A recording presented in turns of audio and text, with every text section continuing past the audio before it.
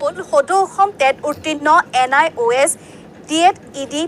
প্ৰাৰ্থীৰ সংবাদমেল ৰাষ্ট্ৰীয় মুক্ত শিক্ষা প্ৰতিষ্ঠানৰ পৰা লাভ কৰা DLEDৰ প্ৰমাণপত্ৰক চৰকাৰে মান্যতা প্ৰদান নকৰাক লৈ চুপ উজাৰিলে প্ৰাৰ্থীসকলে চৰকাৰৰ গুৰুত্ব নথকাৰ বাবে এতিয়া চাকৰিৰ বাবে প্ৰযোজ্য নহয় এই প্ৰমাণপত্ৰ পূৰ্বে এই DLEDৰ প্ৰমাণপত্ৰৰে শিক্ষকৰ চাকৰিত যোগদান কৰিছিল একাংশই কিন্তু বৰ্তমান DLEDৰ এই প্ৰমাণপত্ৰখনক মান্যতা প্ৰদান নকৰাত ক্ষোভিত হৈ পৰিছে বঞ্চিত প্ৰাৰ্থীসকল যাৰ বাবে এতিয়া মুখ্যমন্ত্ৰীক বিষয়টোত গুৰুত্ব দিবলৈ আহ্বান কৰিলে সদৌ অসম টেট উত্তীৰ্ণ NIOS DLEDৰ প্ৰাৰ্থীসকলে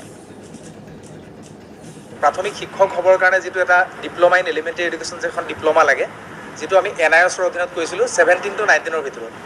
আৰু সেইটো আমাৰ দুবছৰীয়া পাঠ্যক্ৰম আছিলে মোদী ডাঙৰীয়াৰ প্ৰধানমন্ত্ৰী মোদী ডাঙৰীয়াৰ এটা ডিম প্ৰজেক্ট আছিলে সেই ডিম প্ৰজেক্টটো অনুসৰি যে অপ্ৰশিক্ষণপ্ৰাপ্ত যিমানবিলাক টিচাৰ আছিলে ইন ছাৰ্ভিচ হৈ আছিলে তেওঁলোকক প্ৰশিক্ষণ কৰাবৰ কাৰণে এটা ওৱান টাইম উইণ্ডো এটা অপেন কৰিছিলে 17 to 19ৰ ভিতৰত আমি সেইখিনি সময়ত আমি কোৰ্চটো কমপ্লিট কৰিছিলোঁ আৰু এতিয়া সেইখন চাৰ্টিফিকেট লৈ বহুতে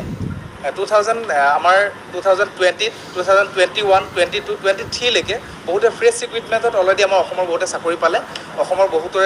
কেণ্ডিডেটৰ সোণালী জীৱন যাপন কৰি আছে তেওঁলোকে আৰু আমি সেই একেখন চাৰ্টিফিকেট লৈ আমি আজি সুপ্ৰিম কোৰ্টে এটা ৰায় দিলে ভাৰ্ডিক্ট এটা ওলালে 23 চনৰ 28 নৱেম্বৰ তাৰিখে সেই ভাৰ্ডিক্টটো অনুসৰি আমাৰ চাৰ্টিফিকেটটো 18 মহীয়া বুলি কৈছে এতিয়া কথাটো হ'ল আমাৰ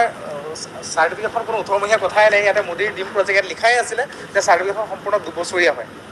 কেৱল মাত্ৰ ইন ছাৰ্ভিচ কাৰণে আমাক কি কৰিছিলে 6 মাহ এটা আমাক কমাই দিছিলে মানে তেওঁলোক প্ৰেক্টিছ টিচিংটো আমাক নালাগে সেইকাৰণে এতিয়া কথাটো হ'ল সেইখন চাৰ্টিফিকেট লৈ কাৰোবাৰ জীৱন সোণালী হৈ আছে আৰু আমাৰ জীৱনটো ধ্বংসৰ গৰাহত ঠেলি নিয়াৰ নিচিনা হৈছে এতিয়া মুখ্যমন্ত্ৰী মহোদয়ক আমি বিনম্ৰ অনুৰোধ জনাইছোঁ যাতে আমাৰ এই অসমত প্ৰায়